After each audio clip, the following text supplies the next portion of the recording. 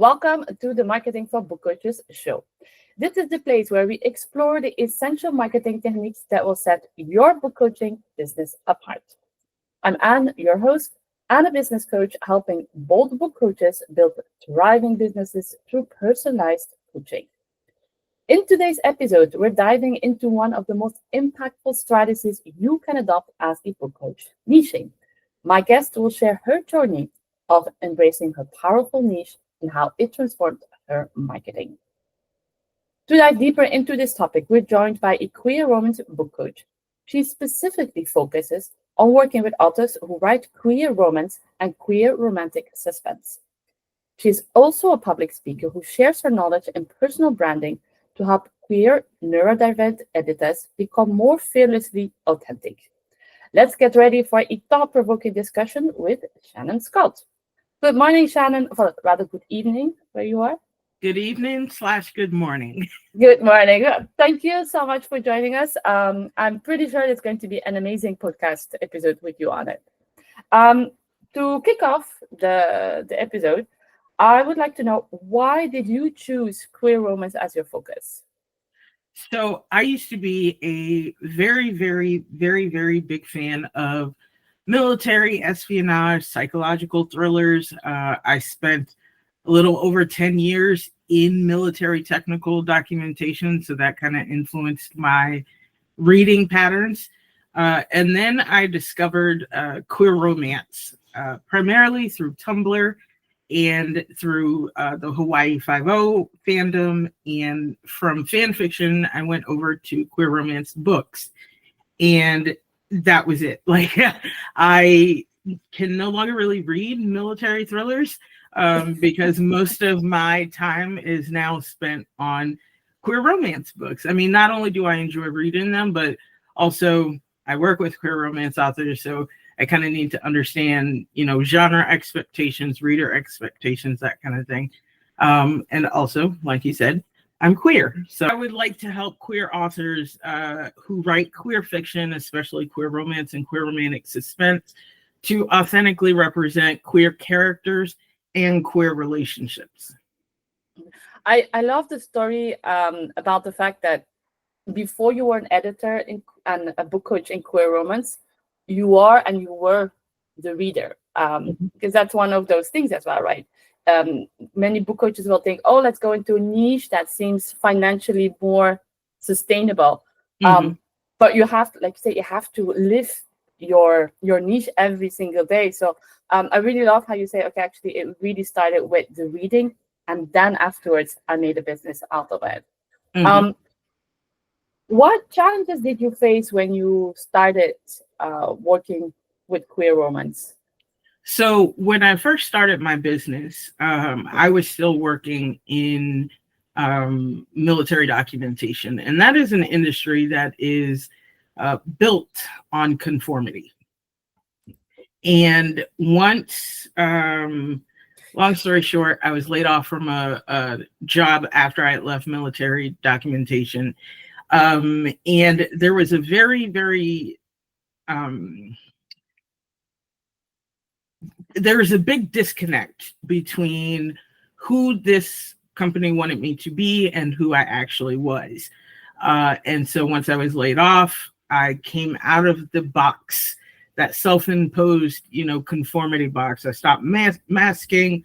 I told people, hey, I'm neurospicy and I'm queer. And this is you had the whole package. This is what you get. You can either like it or not. I like me. But the challenge has been to continue to like me, because there are occasions where I struggle to find clients because, people are kind of, not everybody has been through that crucible of, I'm no longer going to hide who I am. I'm no longer going to hide what I like to read or what I like to write.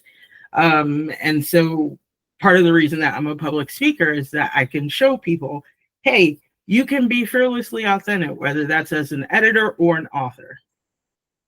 And in your business, you say that sometimes you have difficulties finding clients. It means that you're like, okay, if I maybe just opened a little bit, if I maybe just change things a little bit and I'm not fiercely into that queer romance niche anymore, maybe I can attract a bigger clientele? Is that?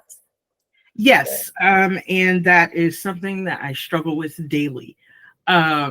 Because as you know, as a solopreneur, we are our business. There are nobody else is going to do it. So on those kind of days, I have to sit here and remind myself, I chose this. It's going to be hard, but it's going to be worth it. And I will find the clients who need and want my help. And so it's kind of a daily talk that I have to give myself, that keep doing what you're doing, keep putting yourself out there, keep letting people know that you do know what you're talking about, and you will find your people. Yeah, I really love how you are so honest about it, because this is indeed, we actually talked about it right before we started the podcast recording, right? It is very difficult as a business owner, especially when you have, normal life goes on and you have to continue going. So has there been a moment where you said, you know what, this is it, I just go to editing general fiction, even though I'm super passionate about what I am, because this is who I am? I've had a moment like this. About 3 hours ago. About hey, 3 hours I'm ago. here. I'm here at the right time. Like, am I any good at this? Do people want my help? Do people need my help? Am I knowledgeable enough to give that help? And after a while, took some deep breaths, got my heart rate down and my, oxygen to my brain. And yes, I am good at this. And I'm going to keep doing what I'm doing because it makes me happy. And this, I call it a capitalistic hellscape. We have to earn legal tender to survive. And so even though things are a struggle right now, I have no choice but to be hopeful. Yes, yeah, exactly. Especially you're doing such an important thing. So it's not and you have a great niche. Again, we've talked about this. You say, okay, I read, I live, I am the queer book coach because this is who I am. And this, and that's also the easiest way of building your business, right? Because it's around you. I'm wondering, is it also a little bit more difficult in the sense that you have chosen to go even more specific? You could have just said, okay, I do queer literature, but you're like, no, I want to be queer romance and queer romantic suspense. You're very specific and niche. I edit what I like to read. And to me, that is what niching is about, is you have found this very specific topic or this very specific genre of books that speak to you first as a reader. I want to edit the kind of books that I want to see on my Kindle.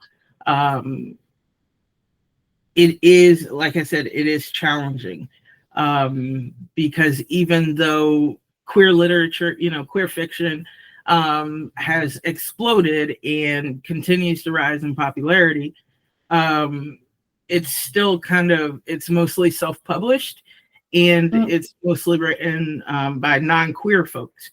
And so I want to help queer folks actually get their voices out, and not have to, and that's not to say that non-queer people don't write, great books. A lot of my authors that whenever they put out a book, hey, buy pre-order, I'll pre-order. It's not that they don't write good books, but queer people are still a marginalized group. So I want to be on the side of helping them to get their voices out. Yeah, this, if I understand right, it's not only the niche, but it's also like you're even niching further into the person saying, okay, I don't want to just do the genre. I really also specifically want to work with queer authors. Fine.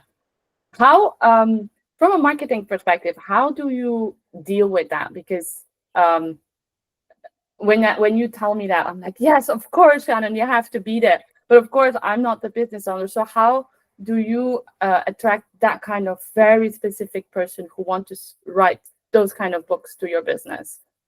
So the first thing I do is hashtags across, Hashtags. yes, across all of my social media platforms. Queer romance, male romance, gay romance, sapphic romance, LGBTQ and those same, romance, to try to reach the people who might also use those tags. Even on LinkedIn, my message is very clear that, hey, I work with queer authors writing queer romance. Are you looking for help writing your queer romance? Are you a queer author? Come to me. I am, my doors are open for you.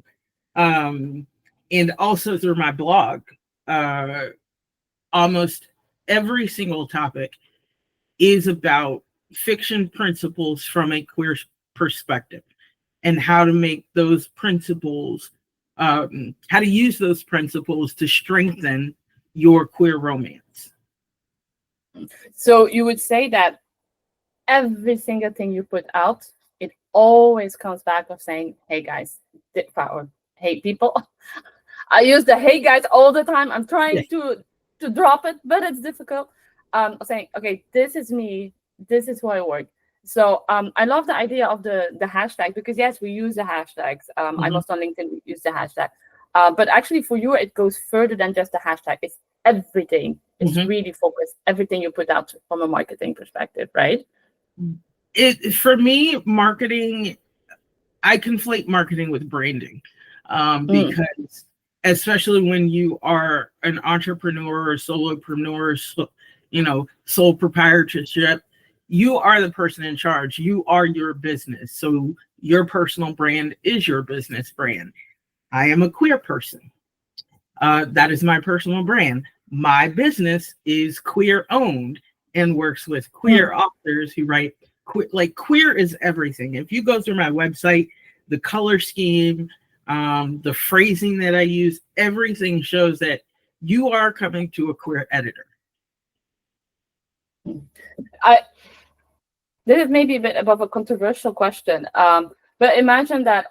But do you think it's really essential that you have to be that queer person to be working with queer authors? No, there are a lot of non-queer people who work with queer authors.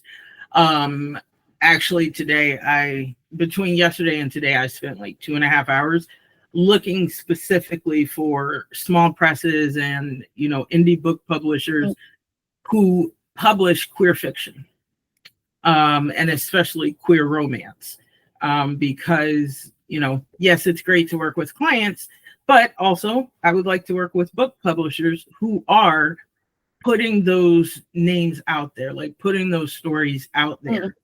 Not gonna lie, I forgot the question. I love it. Yeah, no. It was about controversy. Well, I didn't want to ask the controversial question. No, it was more that because when I watch you and hear you talking, I feel like you're the perfect example of the business owner who has her passion, who has her work, but she really connected with who she is as a person. And so my question was, if there are people looking at us and they say, okay, I'm interested, for example, to be a queer book coach, but I'm absolutely not queer, or like, do you think it's something that I think it's possible, but one would really have to do a lot of self-reflection on why that is their goal, is to be a queer book coach, to work with queer authors, whatever genre those authors write in, because that's the kind of position where lived experience is priceless. Being able to identify with a client on a personal level, and say, I see you, I value you, you are good just as you are, don't let anybody tell you any different.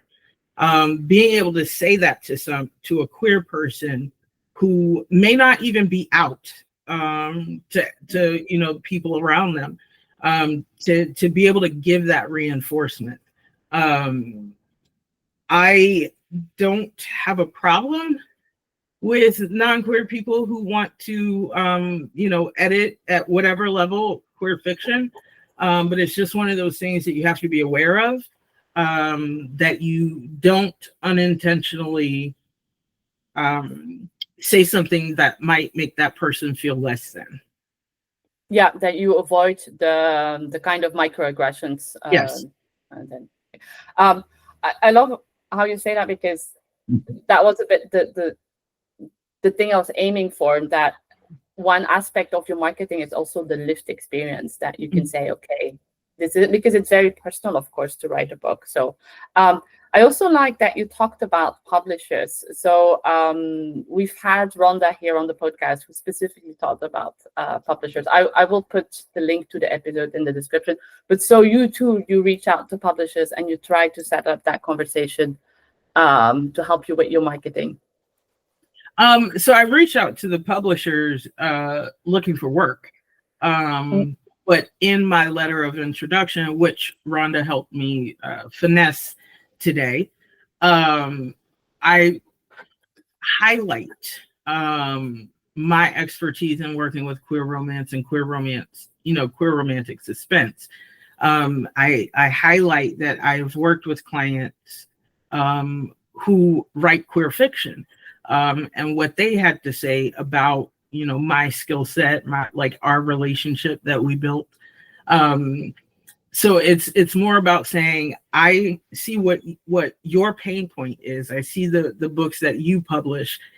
Here's someone, I bring my lived experience along with my professional education. Love that. Talking about education, so how has focusing on queer romance pushed you to improve your skills? And why do you think it's crucial for book coaches to keep learning in their niche? So I, again, going back to when I first opened my business, I opened my business about a month after I finished the University of Washington, Seattle's editing in certificate in editing.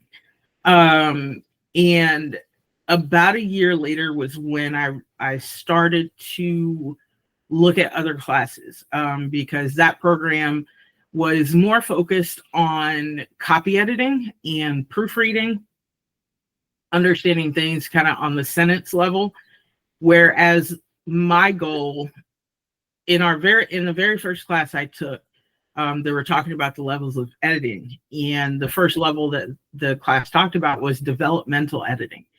And I tell people it was like a supernova went off in my chest. Like, that's what I'm supposed to be doing. I finally found what I'm supposed to be doing. And so I started taking classes on developmental editing, how to be a good developmental editor. From there, it's craft books. You can't see it in the background, but I've got a 5-shelf bookcase that is filled with writing principle craft, structure, plot, character, all that fun stuff.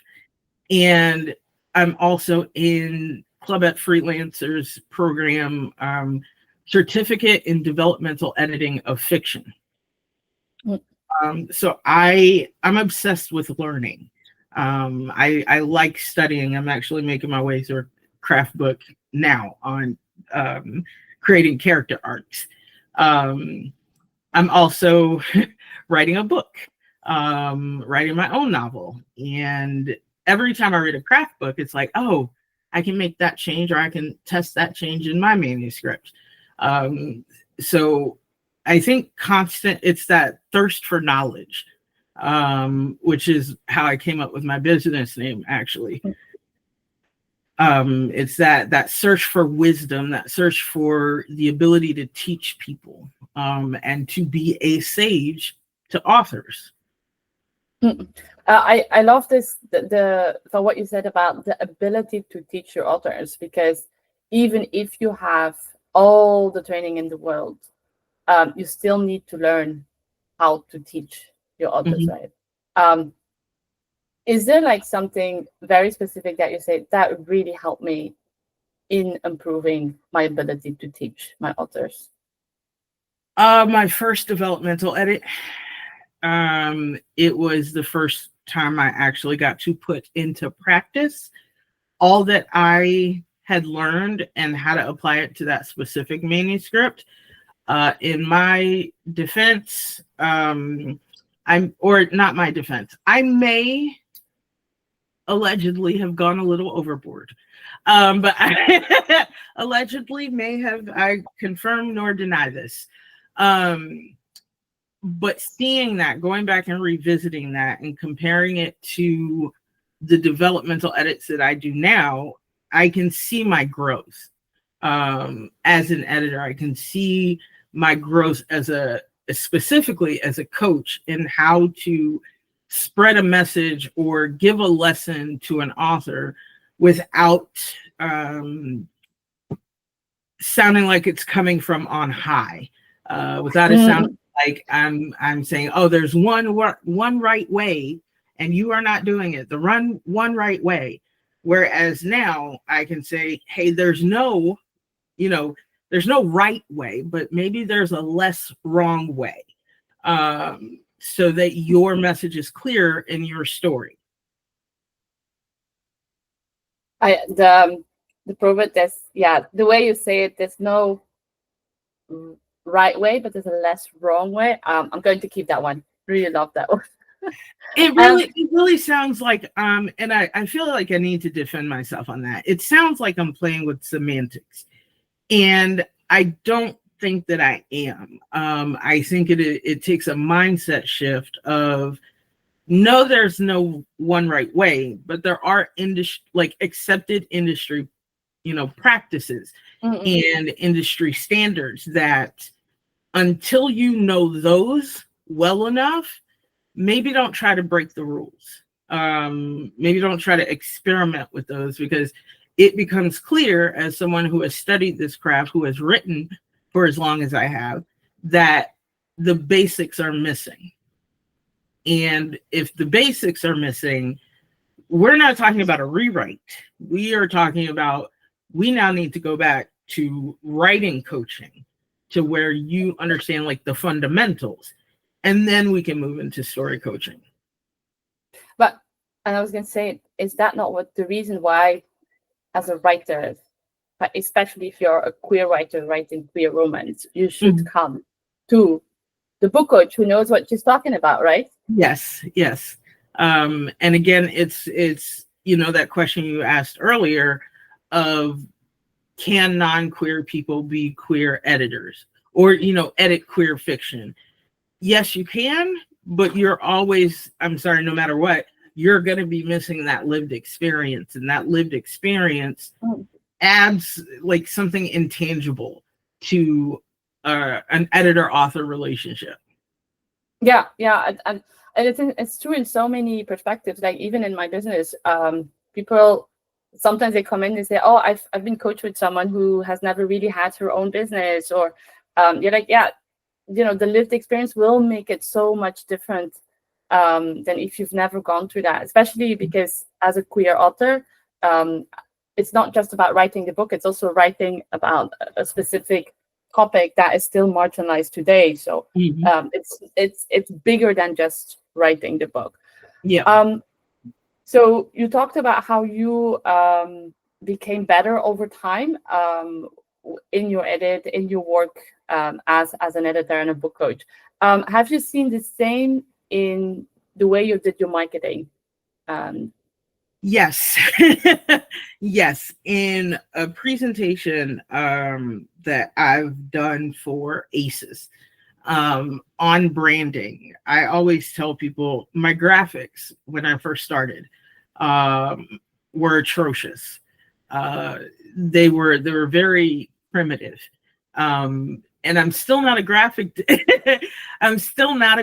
designer, but I've gotten better at, color schemes, using the same fonts, making sure my logo and my business name are everywhere on everything, that people can easily reach out to me.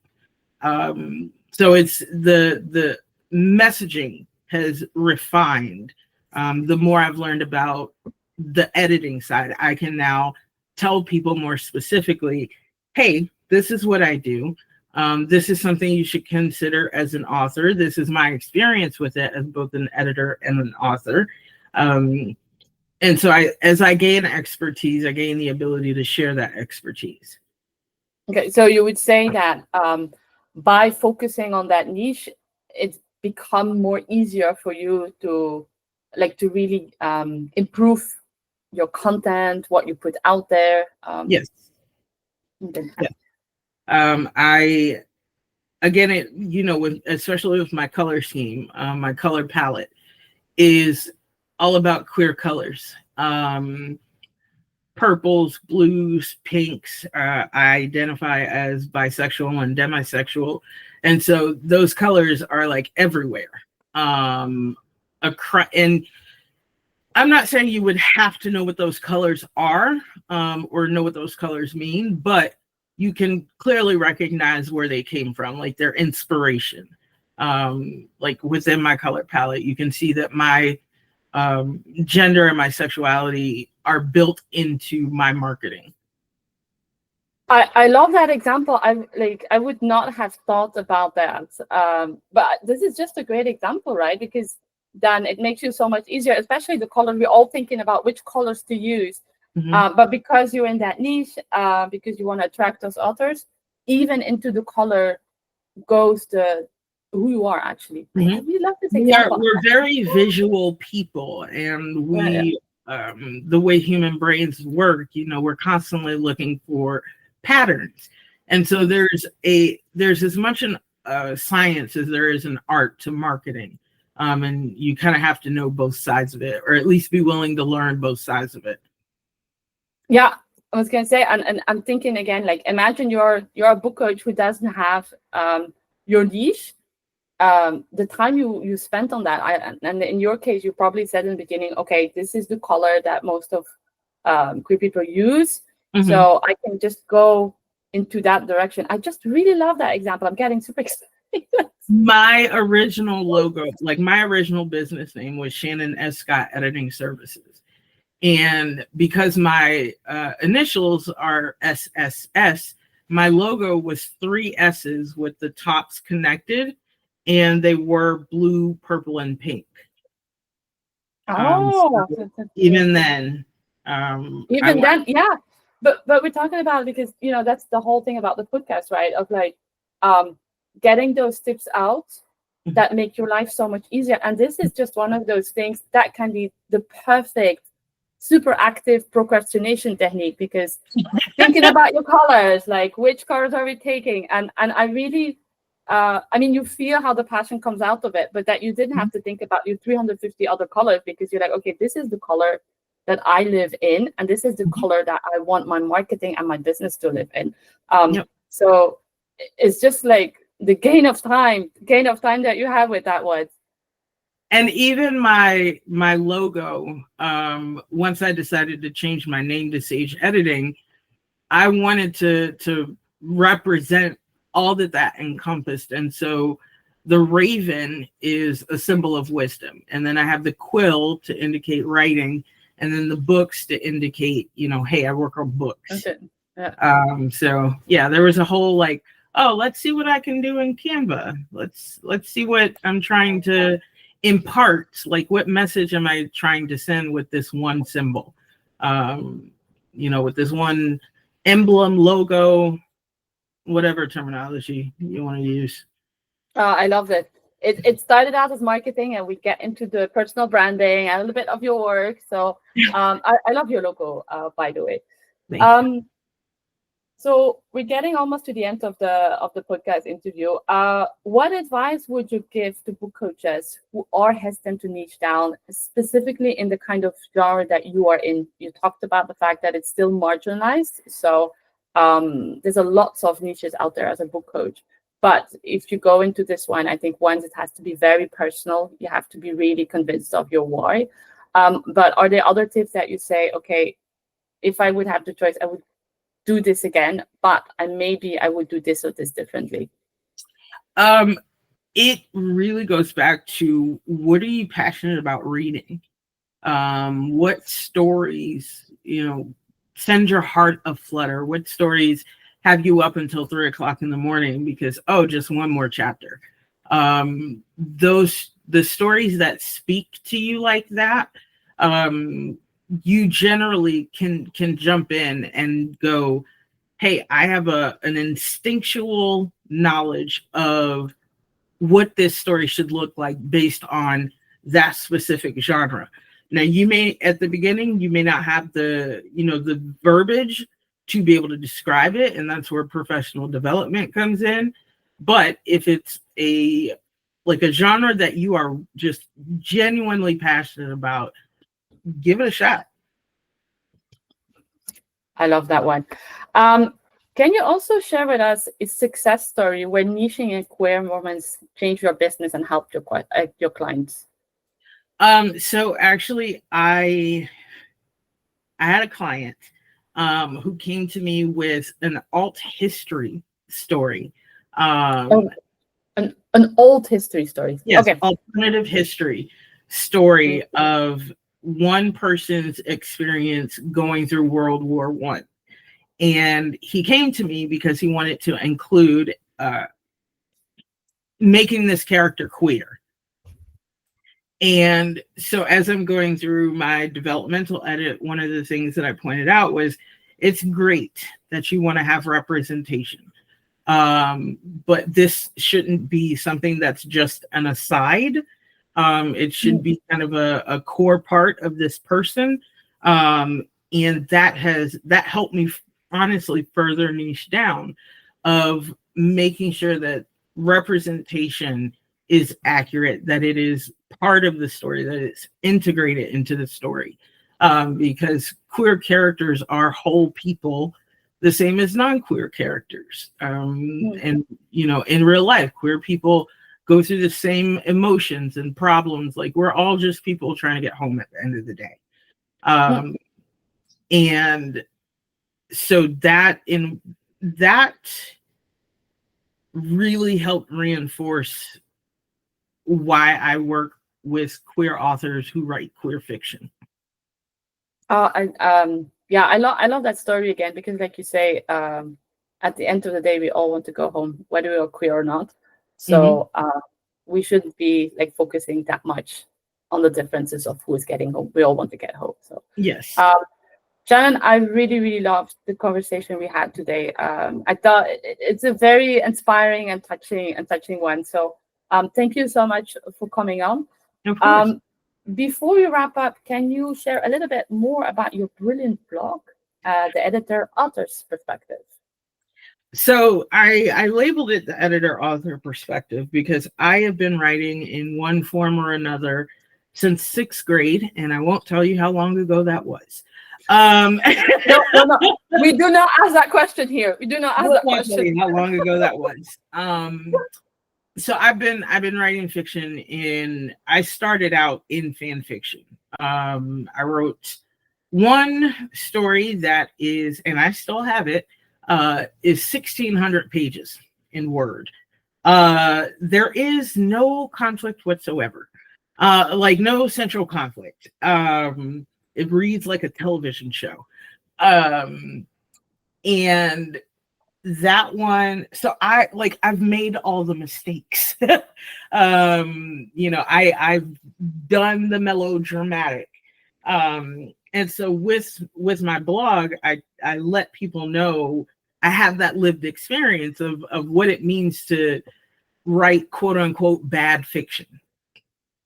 And I use those personal experiences with one of the blogs that I do a week, where I write about a topic from my personal experience.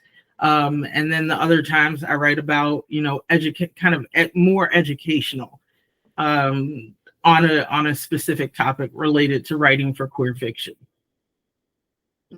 And where can we find that blog? On my website, sageediting.com/blog. I have some flash fiction up there, which I really enjoy experimenting with. It's another way to hone my skill, test out some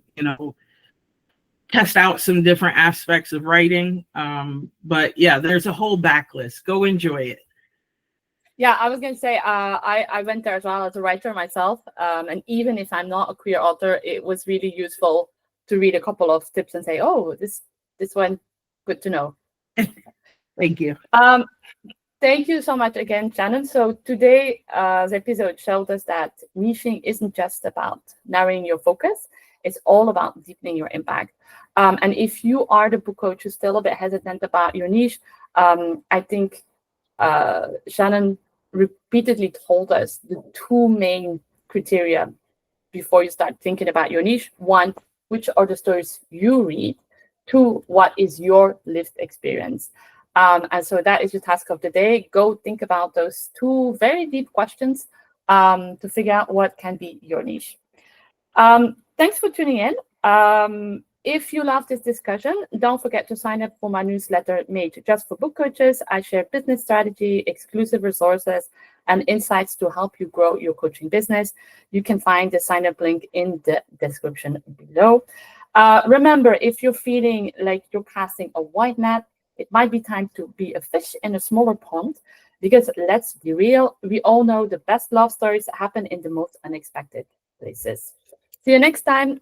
Thanks again, Shannon, so much for showing up.